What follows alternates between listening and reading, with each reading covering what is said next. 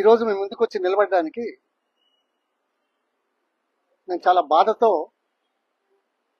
మాట్లాడే అవకాశం కల్పించిన దేశ ఆర్థిక శాఖ మంత్రురాలు నిర్మలా సీతారామన్ గారు. దేశంలో 8 పర్యాయాలు అనుకుంటాను సబ్జెక్ట్ కరెక్షన్ బడ్జెట్ ప్రవేశపెట్టిన ఒక మహిళ అంటే ఏదో చిన్న చూపు చూసినట్టు కాదు, మహిళగా 8 సార్లు చేయడం అనేది ఇక్కడ మహిళా లోకానికి గర్వకారణం. కానీ నాకు చాలా బాధగా ఉంది. ఆర్థిక విషయాలలో సామాన్య ప్రజానికానికి అర్థం కాని నేపథ్యంలో ఓ మాట అనేస్తే ఇది మీ పదవికి మీ బాధ్యతలు తీసుకున్న నేపథ్యంలో తగునాని ప్రశ్నిస్తున్నాను. ఏం మాట్లాడింది? ఇంకా ఏదో చాలా ఇది చేసినాం ఇక చేసిన రాజకీయాలు అని చెప్పుకుంటారు కదా. కాదంటనా? ఓకే, మేము ఇది చేసినాం అని చెప్పుకుంటారు, మనకేం సమస్య లేదు. కానీ ఆర్థిక స్థితిగతులు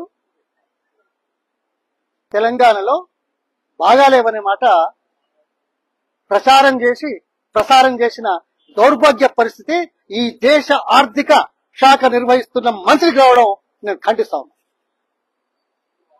ఎందుకంటున్నాను?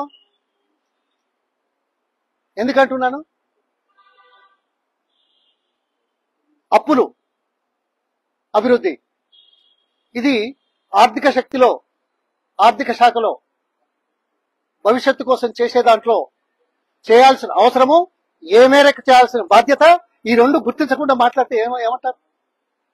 అమ్మా, మీరు ఆర్థిక శాఖ మంత్రులుగా అంటే ప్రభుత్వం వచ్చే నాటికి 2014 నాటికి దేశ సంపదలో దేశం యొక్క అప్పులు 46%. 100 రూపాయల ఆదాయం ఉంటే 46 రూపాయలు అప్పులుగా ఉండే.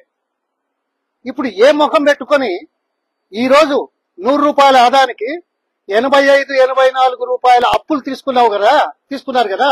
దీనికి సమాధానం ఎలా చెప్తారు? అప్పులు పెరిగినంత మాత్రాన బాగాలేవని చెప్పే స్థితిలో ఉంటే రాష్ట్రం, తెలంగాణ రాష్ట్రం, ప్రత్యేక రాష్ట్రం ఏర్పడిన తర్వాత ఈరోజు 12 రాష్ట్రాల కంటే మెరుగైన, 12 కాదు, ఇది 11వ రాష్ట్రం. 11వ రాష్ట్రం అంటే 29 అంటే 18, ఒక 7, 25 ప్రాంతాల రాష్ట్రాల ఆర్థిక స్థితిగతుల కంటే మెరుగైన స్థితిగతులు ఉన్నాయని కేంద్ర ప్రభుత్వము, సిఏజీ, తర్వాత విదేశీ సంస్థలు ఇచ్చిన జ్ఞాపకాలు అంటే రిపోర్ట్స్ లేవా? నా దగ్గర ఉన్నాయి, పంపించమంటారమ్మా? నేను పంపిస్తాను. మీరు చెప్పిందే, మీ ప్రభుత్వాలు చెప్పినే. 29 రాష్ట్రాలు, 6-7 కేంద్ర పాలిత ప్రాంతాలు, 36లో 11 రాష్ట్రాల కంటే మెరుగైనది ఎంతో తెలుసా? 100 రూపాయల సంపద అయితే 27 రూపాయల అప్పులే ఉన్నాయి. మీరు దేశంలో 100 రూపాయల సంపదకు 85 రూపాయలు అప్పు చేసిన చరిత్ర కలిగిన వాళ్ళు ఏం ముఖం పెట్టుకొని ఈ మాట మాట్లాడతారు? ఇది ప్రజలను తప్పు పట్టి చేయడానికే కదా, మోసం చేయడానికే కదా, బాగాలేదని చెప్పడానికే కదా. రాజకీయాలు ఐ అండర్స్టాండ్, బట్ రాజకీయాలు ప్రజలను తప్పుదో పట్టించడానికి కాకుండా ప్రజలను మేల్కొల్పే విధంగా, ప్రజలను చైతన్యపరిచే విధంగా, పర్ఫార్మెన్స్ బాగుండే విధంగా చేసేటట్లు వాడుకోవాల్సిన దీన్ని మీరు వేరే కోణంలో మాట్లాడుతున్నారు. ఏమమ్మా, ఇక దేశం సంఖ్య చెప్పాను, రాష్ట్రం సంఖ్య చెప్పాను. ఇదిగో ఇది ప్రపంచంలో ఉన్న దేశాల అన్నిటి యొక్క ఆర్థిక స్థితిగతులు. ఆ దేశం యొక్క సంపదకు, ఆ దేశం చేసే అప్పులకు ఓ నివేదిక ఇస్తాను. పంపమంటారా? చూస్తారా? మీరెక్కడో ఈ దేశాన్ని కొల్లగొట్టిపోయిన వాళ్ళ దేశంలో చదువుకొని ఏదో బాగా చేస్తున్నారని మాట్లాడుకునే వాళ్ళు, మాలాంటి వాళ్ళు ఇసుక మీద ఆలు నేర్చుకున్న వాళ్ళు గ్రామాలలో ఎటువంటి పరిస్థితుల్లో మాకు బాగా తెలుసు.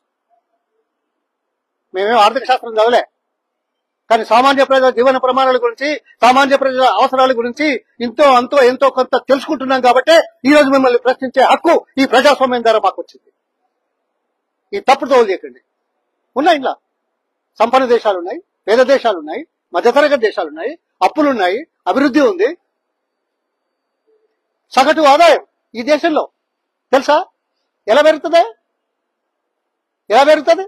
అభివృద్ధి అయితేనే కదా సగటు ఆదాయం ఏ స్టేజ్ లో ఉంది? మనం 4 రాష్ట్రాల కంటే 5వ రాష్ట్రంగా ఉన్నాం 35 ప్రాంతాలలో. ఆ 4 రాష్ట్రాలు కూడా ఏవి? ఒకటి గోవా ఉన్ను, ఇంకోటి అండమాన్ ఏదో ఉన్నట్టున్నది. ఆ తర్వాత ఢిల్లీ ఉన్ను మన పంజాబ్ క్యాపిటల్. అర్బన్ ఏరియా కదా, ఉంటది కదా. హైదరాబాద్ లో మిగతా జిల్లా హెడ్ క్వార్టర్స్ కంటే ఆదాయం ఎక్కువ ఉంటుందా ఉండదా? మహానగరాల్లో. అంటే దేశంలో అన్ని రాష్ట్రాల కంటే సగటున ఆదాయం పెంచిన రాష్ట్రం తెలంగాణ అయితే మీరు ఈ మాటలు మాట్లాడితే ఏం చెప్పాలమ్మా? చెప్పండి. ఛాలెంజ్ చేస్తున్నా, మాట్లాడదాం. ఇది కాదు, ఇంకోటి ఉంది. మీరేదో బాగా గొప్పగా మా ఫైనాన్స్ వేత్తగా మాట్లాడుతున్నారు కదా. ఇగో, looking back at the changes in fiscal policy 2014 to 2024. ఇది ఎవరిచ్చారో తెలుసా? ప్రపంచంలో అత్యంత సంస్థ కార్నెగీ మిల్లన్ ఇండియా బ్రాంచ్ ఓ రిపోర్ట్ ఇచ్చింది. ఆ రిపోర్ట్లో ఏమిచ్చిందో తెలుసా? మీరు ఒక కమిటీ చేశారు, రాష్ట్రాలకు నిధులు ఎలా పంచాలి. మీరు చాలా విషయాలు చెప్పారు. ఈ రైలు వేసినాం, ఆడ రోడ్డు వేసినాం, ఈ చిన్న రైల్వే స్టేషన్ ఏదో బాగా చేసినాం. ఓకే, చేసిన మేము కాదుతామా? ఒక దేశ ఆర్థిక శాఖ మంత్రులుగా ఇచ్చిన చిన్న పనిని ఆ కోణంలో చూస్తే దీనికి సమాధానం ఏం చెప్తావు? ఈ రిపోర్ట్కు మీరేసిన కమిటీ ఏం చెప్పింది? రాష్ట్రాలకు కేంద్ర వాటా 30% ఉంటే దాన్ని 40% చేయండి, మంచిది, ఆరోగ్యకరమైందని చెప్పింది కమిటీ. చేశారా మీరు ఇన్ని సంవత్సరాల్లో? మీ 8 సంవత్సరాల బడ్జెట్ పెట్టారే, దీంట్లో ఎప్పుడైనా సమాధానం చెప్పగలిగారా? ఓకే, చేయలేదు. చేయకున్నా ఏదో నడుస్తా ఉన్నది, పర్వాలేదు. ఎందుకంటే ఇట్లా కొట్టుకొని ఏదో ఈ రైలు స్టేషన్ బాగా చేసామని చెప్పుకుంటే బాగానే ఉంటుంది వినడానికి. కానీ రాష్ట్రాలకు వచ్చే నిధుల్లో కేంద్ర పథకాలలో రాష్ట్రాల కంట్రిబ్యూషన్ పెంచినారా లేదా? ఇది తగునా? రాష్ట్రాలకు ఇచ్చేది పెంచరు, రాష్ట్రాలకు ఇచ్చేదానికి తక్కువ చేస్తారు. మీద నుంచి గజ్జేసినాం అని చెప్పుకుంటే గొప్పనా? సిగ్గుచేటు. I'm sorry, I become emotional because I'm concern about my state, I'm concern about my people, I concern about my village. అంతేనా? దురదృష్టం ఇంకా చాలా ఉన్నాయి. రాష్ట్రపతి ప్రసంగంలో ఇది చాలా తక్కువ సాధ్యత. పక్క రాష్ట్రం ఆంధ్రప్రదేశ్, మీరు 2 అంశాలు ప్రతిపాదించారు, చెప్పారు. రాష్ట్రపతి ప్రసంగంలో ఇన్ని రాష్ట్రాలలో, ఇన్ని ప్రాంతాలలో అందరికీ సమానం చేస్తామన్న నేపథ్యంలో ప్రత్యేకంగా ప్రస్తావించిన అంశాలు పోలవరం, స్టీల్ ప్లాంట్. ఓకే, మేము వద్దనమా?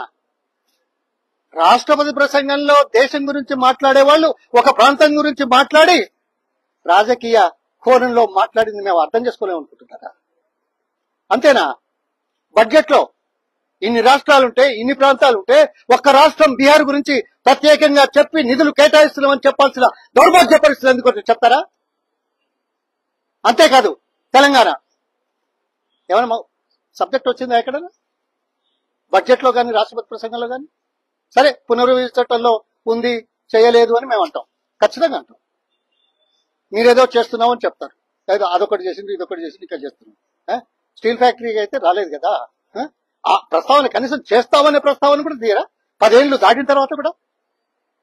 పునర్విభజన చట్టం అంటే ఏంటి? పార్లమెంటు సాక్షిగా, పార్లమెంటు ప్రజాస్వామ్య దేవాలయంలో అన్ని పార్టీలు కలిసి ప్రజాస్వామ్య దృష్టిలో ప్రాంతాల అభివృద్ధి కోణంలో సజావుగా ఉండడానికి, ప్రజలను మెప్పించడానికి చేసిన నిర్ణయాలు 10 సంవత్సరాలైన తర్వాత అమలు చేయకుండా ఉండే దౌర్భాగ్య స్థితిలో ఉండి ఇంకా ఈ రాష్ట్రాన్ని మీరు నిందిస్తారా? తప్పుపడతారా? చర్చకు వస్తారా? మానుకో అమ్మా, మీరంటే మా గౌరవం, సాధనం. కానీ ఇలాంటి రాజకీయ కోణంలో మాట్లాడే అవకాశాలు బాధ్యత కలిగిన వ్యక్తులుగా దేశాన్ని సర్దిద్దడానికి ఆర్థిక శాఖను నిర్వహిస్తున్న మీరు రాష్ట్ర ఆర్థిక స్థితి మీద ఈ దౌర్భాగ్య మాటలు మాట్లాడితే సహించేది లేదు. మేము కూడా రాజకీయాలు చేస్తాం. అందుకోసం అది మంచిది కాదు చెప్తున్నాం. వెంటనే అమలు చేయమని చెప్తున్నాం. 10 సంవత్సరాల కాలం తక్కువనా? కావట్లేదే, పూర్తి కావట్లేదే. మొదలుపెట్టినవి పూర్తి కావట్లేదు, ఇంకా మొదలు పెట్టాల్సినవి ఉన్నాయి. వాటి గురించి ప్రస్తావన లేదే, కనీసం మానవతా దృక్పథం కూడా లేదే. అవునండి, అది చేయలేకపోయినాం, ఇవి చేస్తాం, ఈ సంవత్సరం ఇంకో 2 సంవత్సరాలు చేస్తామని చెప్పే మా మాట లేదా? ధైర్యం లేదా? అగో ఇలా ఉంది ఈరోజు. I'm really sorry. అన్ని రిపోర్ట్స్ పంపిస్తారు. తెలుసో తెలియదు, ఎందుకంటే వాళ్ళకు ఉండే సలహాదారులంతా అక్కడ పైన ఆకాశంలో ఉండేవాళ్ళు. గ్రామాలలో చెట్ల కింద లేకుంటే కలుపుగుళ్ళు తీసిన గురించి రాదు.